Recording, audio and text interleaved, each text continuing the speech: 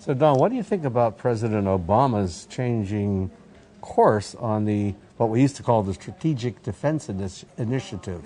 That is a ballistic missile defense for the United States. He's done a 180, or I don't know how many degrees has he turned on this? Well, we were going to put in these anti-missiles in the Czech Republic and Poland. Russia, Prime Minister Vladimir Putin and President Medvedev totally were opposed to this, and they said, we're not going to do any nuclear disarmament with you, Barack Obama, unless you take those out.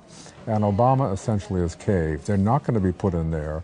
They're going to have the Aegis sea-based missile and ships at sea replace them. But there's something deeper here, Ralph. I mean, besides doing that and showing that they're caving in to get some sort of a nuclear disarmament, and the Russians are basically steering our anti-missile defense, they're cutting missile defense. They're cutting SDI that Ronald Reagan started and has been proven to be a huge success in the test, by 15%. Well, Is this a time to be cutting the anti-missile defense budget? But let's get truthful here. I don't know that the anti-ballistic missile defense system was ever very effective in testing. The most important thing, in fact, the only worthwhile fact about the Strategic Defense Initiative is it's what broke the back financially of the Soviet Union. That the Soviets finally understood they could not keep up with the United States when it came to defense. Well, that was the genius of the Strategic Defense Initiative, not that it could actually work, but the Soviets feared that it could work. And that's why they had to try to compete and found they didn't have the money. It broke their back.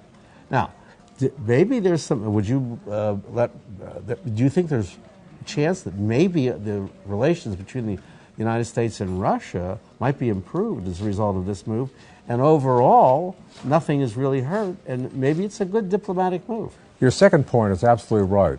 And Gorbachev caved because he knew that we had the technology to do this. And in fact, your first point, though, was totally wrong. If you've been reading the newspapers, last year we hit a bullet out of the sky, the equivalent of that, in the upper atmosphere. This has been a success. We can do this. The Russians know we can. Gorbachev knew we can, because that's why he caved, and Reagan eventually got his nuclear disarmament plan. Well, he knew something that we didn't know at the time. But this time around, he's a smart guy. Obama's not Reagan.